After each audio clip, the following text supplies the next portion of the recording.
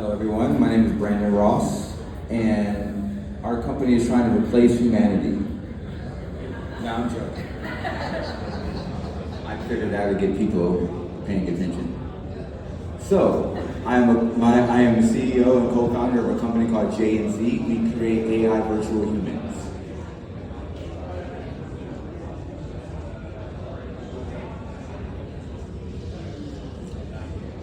So there's some definitions I like to stand up here and explain quickly.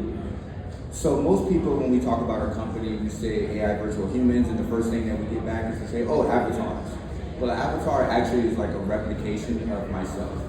So I might use a platform called HeyGen, where I can upload pictures of myself, videos of myself, and now I have a digital representation of myself online, and I can have it say and do whatever I want. Then you have an AI influencer. An AI influencer looks human. Its job is to really replace humanity. I'm joking again, but its job is to act as a human would online. And then you have what we do. We create AI virtual humans. Our virtual humans do not look real. They do copy certain human behaviors, but for the most part, we treat them as brand mascots. A lot of the companies that hire our AI virtual humans, they also use maybe human influencers at the same time, but there's a small niche market which they know are gravitating to these AI virtual humans, and so they're trying to tap into that small marketplace. So how do you create a virtual human? So first you're dealing with a look. You have Ninori out of China. Some virtual humans may have kind of like an animated look. Chef Jade is one of our virtual humans. Personality, you need to create a personality for your virtual human. We gave Chef Jade an entire backstory. She's a vegan and vegetarian chef. She travels the world. She was adopted. Behavior, how is your virtual human going to act? FN Mecca was a big-time virtual human who was signed to Capitol Records. Yes, that sounds insane, but he was. One of the problems with creating virtual humans is you do have a social responsibility when creating one. FN Mecca was created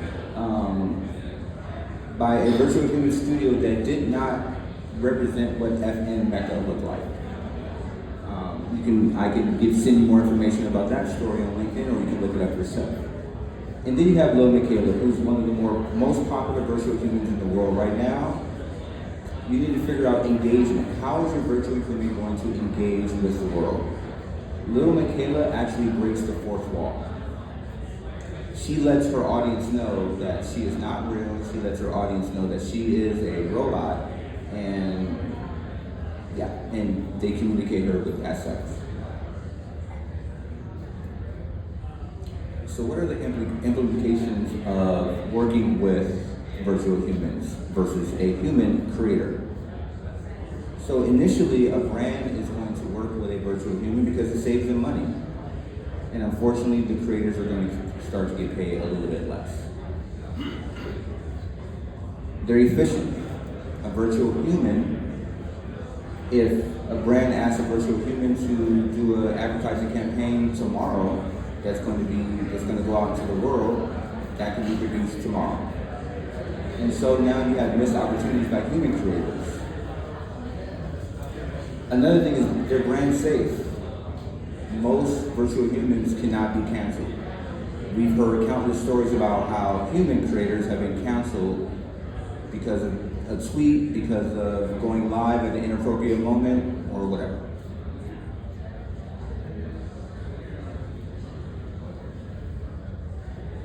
Recently, so this is some of the impacts on human creators right now, and actually just the impact on the entire creator community in general. Most recently, H&M just did an entire ad campaign with AI models. So we're going to see an immediate reduction of work for human creators. Compensation for human creators, we have seen it dwindle substantially over the past 3 years. But it's not all bleak. because of AI, we do have new roles. I've heard many people talk up on the stage today about the new roles that AI is going to create. Here's an internal story from us. We had a animated generalist working for our company for 4 years. When we started to introduce AI, we had to reconsider his role. But now we employ a team of 3 Gen AI experts. So we no longer work with the animation generalist, but now we have hired 3 other people to replace that role.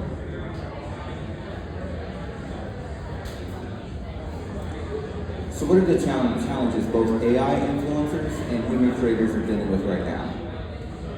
So our challenge as a company is the virtual humans that we create are not human.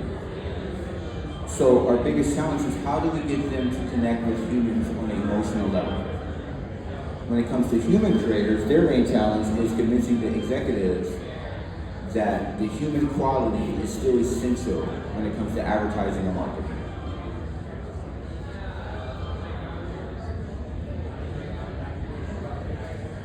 Even though I am a co-founder of a virtual human company, I am not on the side of AI replacing humanity, despite my crude joke in the beginning. I think that there needs to be protection for creators right off the bat. Some of the corrections include digital likeness, rights and consent.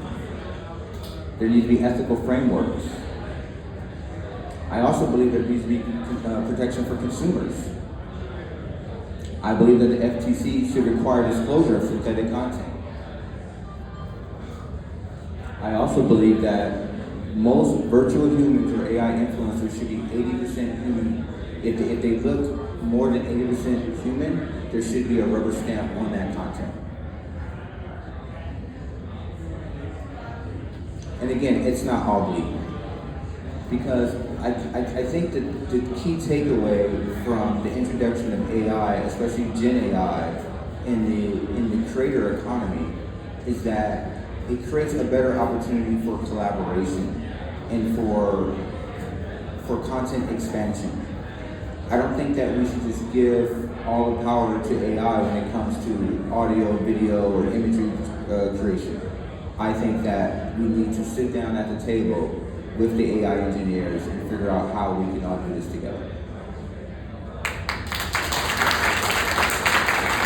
Are there any questions?